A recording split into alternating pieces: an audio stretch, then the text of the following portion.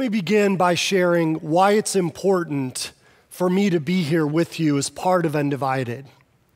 Back around 25 years ago when I was a student in seminary in New Jersey, right as we were getting ready for finals week, there was an uprising in South Central Los Angeles.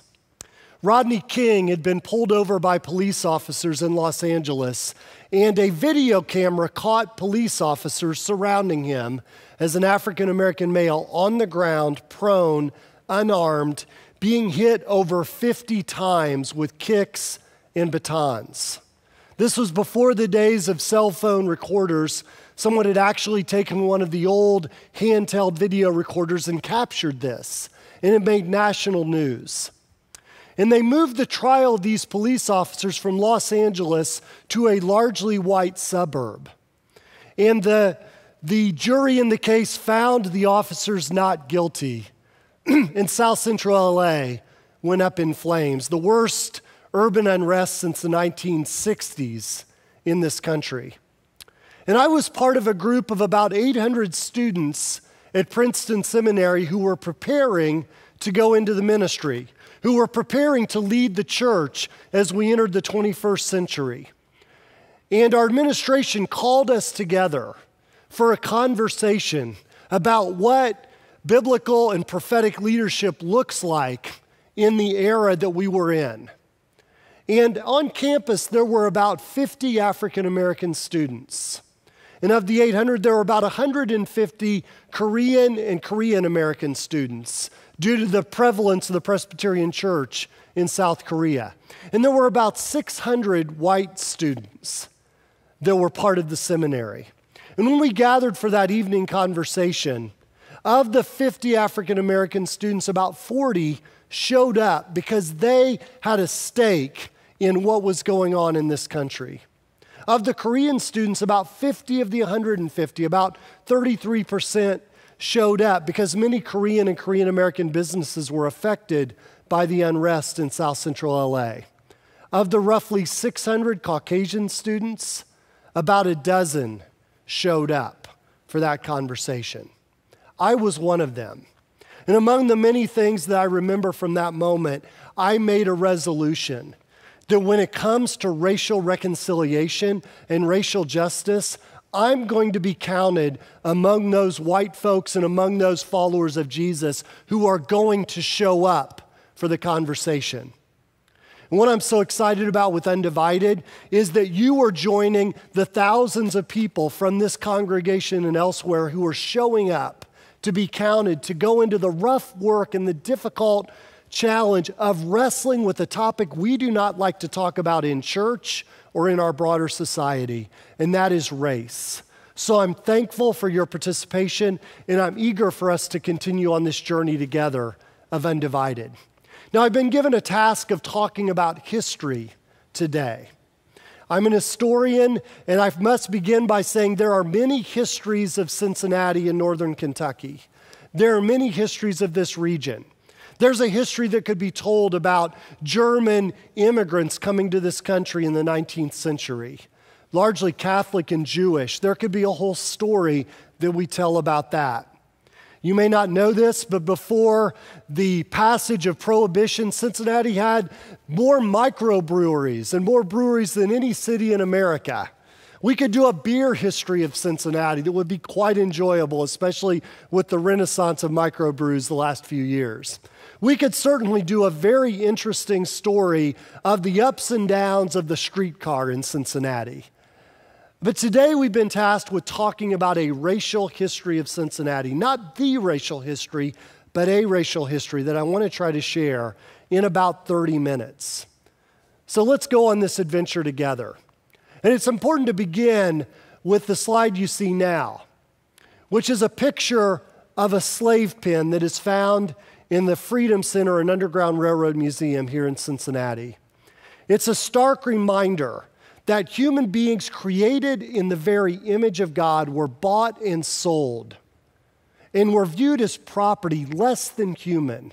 Right here in Greater Cincinnati, just a few short miles from the campus at Oakley or from any of the campuses in Cincinnati, there was slavery that was legal. In northern Kentucky, slavery existed all the way into the Civil War. It's also important to remember that Cincinnati has another legacy, and that is that the Ohio River meant freedom. Crossing the Ohio River during the era of slavery was like crossing the Red Sea and the Jordan River all in one. It was believed that getting to Ohio was the land of milk and honey. It was the place where a slave went from being a slave to being free. It meant freedom. We also have to remember the Underground Railroad legacy that our museum chronicles, but also is very much a part of our community here in Cincinnati. Ripley, Ohio, is a place that the Underground Railroad, where men and women who were desperate for freedom and to reclaim their full humanity, left and fled enslavement. And there were men and women, many followers of Jesus on both sides of the Ohio River, who spent time really working to make sure that people got the freedom they needed. That being said, they still had to be hidden when they got across the Ohio River. It wasn't immediate milk and honey. There were still slave catchers who would pursue them. Cincinnati's also a place with many institutions that emerged, one of which is Allen Temple African Methodist Episcopal Church, is one of the oldest, if not the oldest, African American congregation in greater Cincinnati.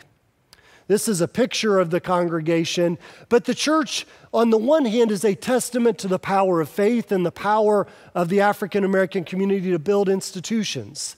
It's also important to note that the African Methodist Episcopal Church in the United States only exists because of racism that was endemic within the church. The first AME church emerged in Philadelphia when Richard Allen and Absalom Jones, two African Americans, were pulled from their knees during a prayer service at a white-dominated church in Philadelphia.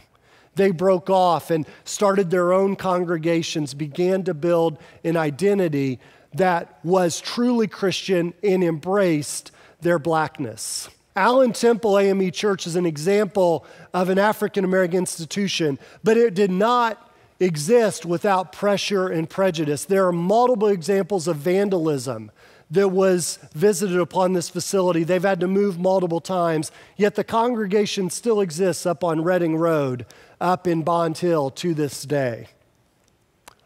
We also are a city that was marked by riots and unrest in the early 1800s. In 1829, there was unrest in Cincinnati because the African American population had doubled over the previous few years, and people began to get concerned. There's a little-known law that was part of Ohio when it became a state in 1802 and 1803. And that law basically said if you were black in Ohio, you had to have two things to prove that you could be here legally. You had to have papers demonstrating that you were free. You also, according to state law, had to pay a bond to the state of $500 to prove that you were upright, that you were productive, that you were not someone who was just causing a downfall in the morals and in the society of Ohio. Imagine that. You had to pay $500 simply for the right to be in this state if you were African American. That law was never enforced in this city until 1829, when many became upset about the growing numbers of African Americans, and they began to enforce the law. A group of whites went through and started burning down homes and businesses in the black community. They were hitting, and in fact, in one point in 1829 and then in later riots, they actually got a cannon when African Americans fled for refuge in a building and fired a cannon at the building. It's part of the dark racial legacy of our city and, frankly, of our nation. Cincinnati is not unique. But we're also a community with Lane Theological Seminary, which was on Gilbert Road, up by where the Cadillac dealership now rests in Walnut Hills, just a few miles from here. Lane Theological Seminary was a seminary where many debates happened about slavery and Christianity. There were many debates around, should slavery exist? If slavery is to be overturned, Should it happen gradually, or should it happen through a group of people who basically say it needs to end now through the abolitionist movement? And these debates are still looked at as important points in the growing abolitionist movement. That said, there was a group of students who were very passionate about abolitionism. But the trustees, at one point early in the seminary's history, decided when President Lyman Beecher was out of town that they were going to prohibit any student group from being about prohibition and abolition of slavery. Abolitionist groups were barred from campus. Many students who are now known as the Lane Rebels said, "We will not participate in that." They left the school completely. They went up and were part of a group of folks led by Charles Grandison Finney, one of the great revivalists of the Second Great Awakening in the early 19th century. They founded Oberlin University, which was a bastion of abolitionism.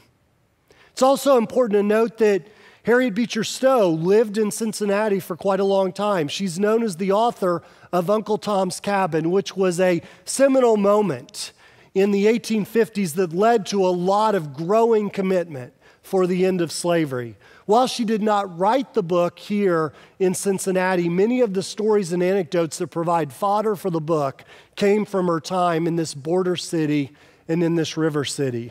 And there's now a home and museum where she used to live that's still available to visit right in Walnut Hills. Cincinnati was also very much a part of the Civil War. We were a border city. Northern Kentucky, however, is a place where they were neutral during the Civil War. One thing that's important to remember about the Civil War period is that when Abraham Lincoln issued his Emancipation Proclamation on January 1st, 1863, it did not include Kentucky. It was only applicable to states that had rebelled and become part of the Confederacy.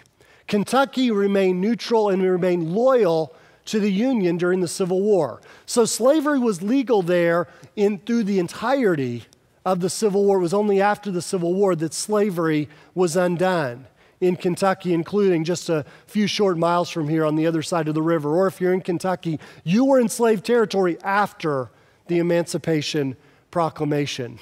But after the war, Carl Westmoreland, who has been a key figure, African-American from our community and historian, in helping to establish the Freedom Center and the National Underground Railroad Museum, says this for the African-American community: "We were damned, if you will, right off the boat.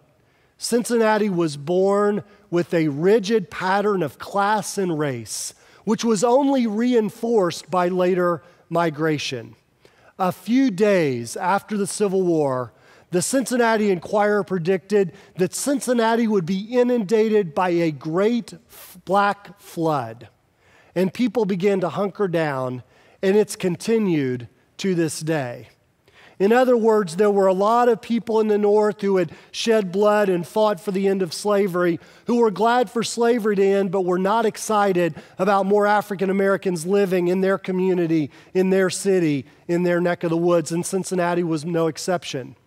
But the Great Migration did begin in earnest, immediately following the Civil War, and particularly after Reconstruction, when Jim Crow segregation begins to set in, when lynchings begin to become part of common life in much of the South, and again, even in parts of the North, when segregation and separate water fountains and separate restrooms and separate life on public transportation becomes the norm in the South, when jobs are cut off to African Americans, many decide, because of the push of racism and violence and violent racial repression in the South, they would head north for jobs.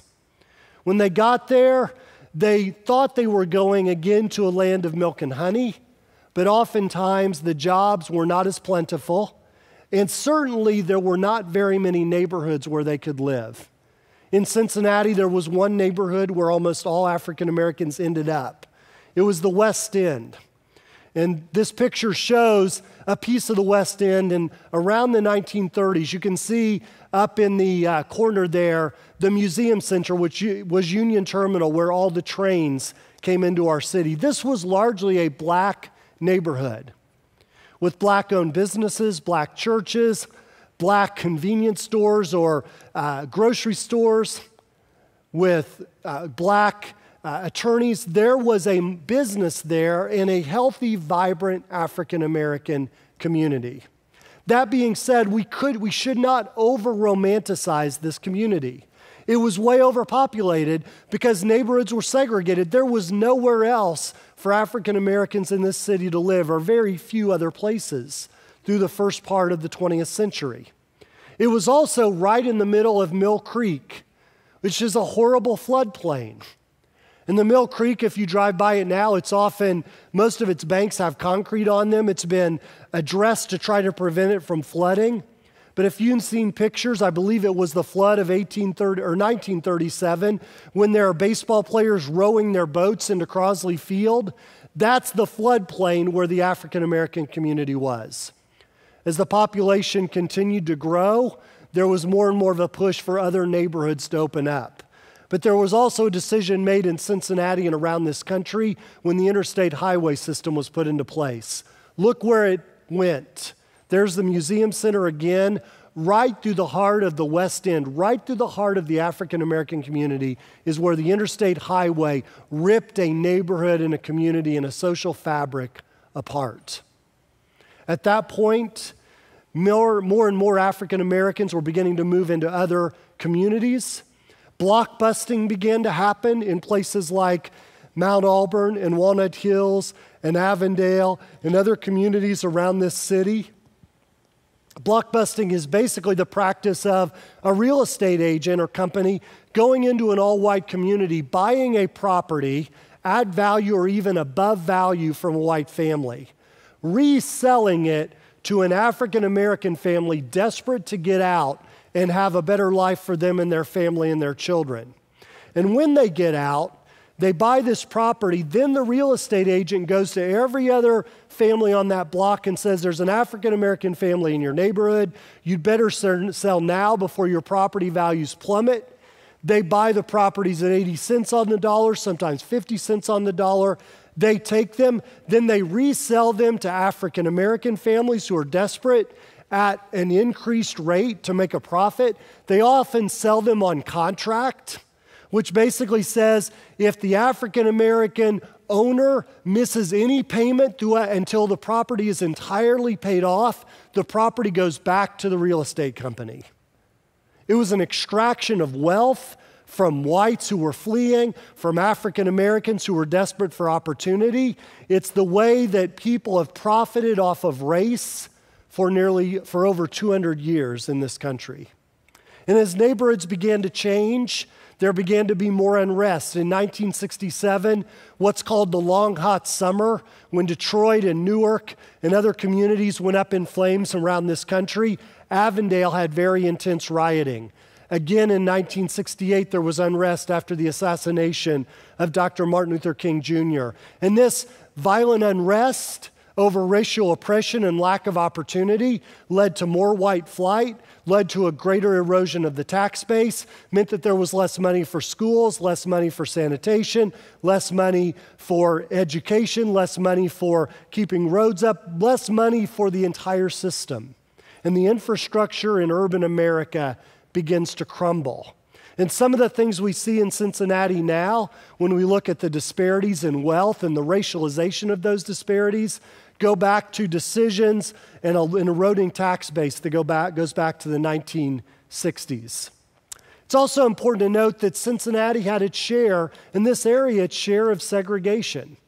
Coney Island, which used to be the King's Island of this area up until the early 1970s, was a great amusement park, still very vibrant to this day.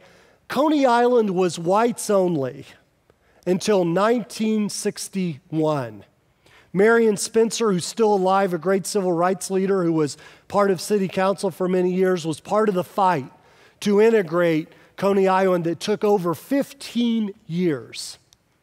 think about 1961 for a minute. That was nearly 5 years after buses in Montgomery, Alabama were integrated. After the conclusion of the Montgomery bus boycott, you could ride a bus with an African American and a white sitting in the same seat at Montgomery, Alabama, but African Americans could not swim or participate in the amusement park right here in this northern city of Cincinnati, Ohio. And the remnants of racism and racial disparity in this system of race show up in many other places as well. This is a 1978 title transfer from a property here in Cincinnati. And in the fine print, and I know it's hard to read, it basically says that no person other than a Caucasian or white person shall own, occupy, or inhabit this property under any circumstance. This was still on the title in 1978. Charlotte Weiss, who's part of our Undivided planning team, an African-American woman, said they bought a property in Cincinnati in the early 80s, and this clause was still present on that property. One of the things to remember is when you have a racialized history like we do in Cincinnati in the United States, the remnants of those don't go away just because a few laws get passed in Washington, D.C. The remnants of systemic racism have a way of seeping in. One place where this has been very real is in the war on drugs, which was started under President Nixon to try to get his poll numbers up in 1970. Some of his aides have come out, and some of these recordings are available, to say that part of the decision to declare a war on drugs was to be about law and order and was to figure out a way of marginalizing African Americans and young people who were associated with the drug culture in the late 60s and early 70s. Even though statistics said that there was no racialization of drug use or drug possession or drug trafficking, it was a way to make a racial distinction. So we now have a criminal justice system and a prison system in this country that's grown from about 300,000 people in 1980 to well over 2 million people today in 2016. That's a lot of people. That's a massive increase. Disproportionately, these are people of color who are first locked up for nonviolent drug possession charges.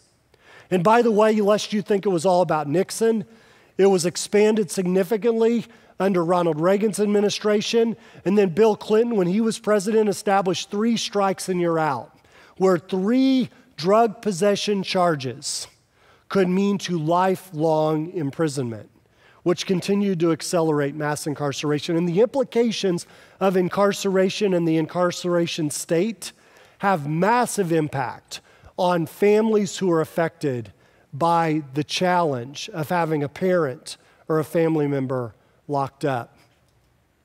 Many of you may have been here in 2001 when Cincinnati was undergoing major racial unrest and uprisings. This was after 15 African Americans had died at the hands of police over the course of about 5 years. Some of these, the data suggests they may have been justified shootings. A few of them were crazy. Roger Owensby is a case in point, who was questioned outside a convenience store. After being questioned for a while, even though he was unarmed, he decides to leave. Something transpired in those next couple of minutes that involved him being thrown to the ground, choked, pummeled multiple times, to the point where he experienced asphyxiation and was having trouble breathing. It was the middle of the winter, but he was thrown into the back of a patrol car here in Cincinnati in December of 2000 with the heat up all the way. A dozen cops or so began to try to clean up the scene around him, get the story straight. Meanwhile, Roger Owensby was dying in the back of a police car from asphyxiation. And he ended up dying. And the trial ensued, and it was a few months later when unarmed Timothy Thomas was shot and killed, and over the Rhine and unrest ensued, which tore our city apart.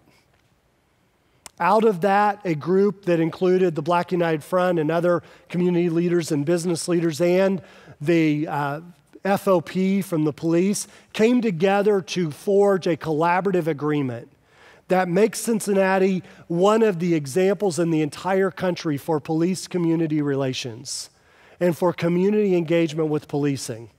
It's why what's going on now in the mid part of this decade in places like Baltimore and Ferguson and St. Louis, Missouri, and Cleveland, Ohio, we are not in that situation to the same degree in 2016 and as we enter 2017 because of some of the big sacrifices that were made 15 years ago. But we're not exempt. The summer of 2016 comes on the heels of a few years of many difficult stories and videos that capture largely African-American men dying at the hands of police. We are all too aware of Sam DuBose, who was shot and killed by Officer Tenzing here in Cincinnati, Officer Tenzing from the University of Cincinnati Police Department, who pulled him over for not having a front license plate and followed him a half mile from campus where the fatal encounter occurred. And just in the last few months, the racial division in this country has been exacerbated as we hear the names of many whose lives were lost. People like Brad Garofalo, Matthew Gerald, Montrell Jackson, Lauren Aarons, Michael Smith, Michael Kroll, Patrick Zamaripa, Brent Thompson. These are names of 8 police officers who are doing their jobs, protecting and serving their communities in Baton Rouge, Louisiana, and Dallas, Texas, who died just in the summer of 2016. The legacy of racial division and racial injustice and evil that visits and occupies men's hearts and souls and spirits and minds led to 8 innocent people dying. It's also important to remember the names of Philando Castile of Minnesota, Arlen Sterling of Baton Rouge. And we don't stop there. We remember Tamir Rice, the 12-year-old who was shot and killed in Cleveland. Remember Tanisha Anderson in Cleveland, a woman who was suffering from mental health issues, and her family called for assistance. And somehow, in the struggle that ensued, her head was bashed so hard against the pavement that she died at the hands of police. We think of Trayvon Martin, who didn't die at the hands of police, but rather a vigilante in Florida. And the stories and names seem to go on and on and on, from Eric Garner in New York to Sandra Bland in Texas. The stories fit a narrative, and they continue to divide us. It's why the commitment of Undivided to conversation and engagement and addressing racial disparities, addressing what our faith as followers of Jesus says, our commitment to racial reconciliation and our commitment to racial justice is so vital, not only for this congregation and this city, but for this state and nation and world in this hour, in this way. The disparities continue, not just marked by relationships between police and the community, and largely the African American community. We also live in a city with continued division. A report came out in 2015 by the Urban League of Southwest Ohio that shows that we are still a community with 2 cities, separate and unequal around racial lines.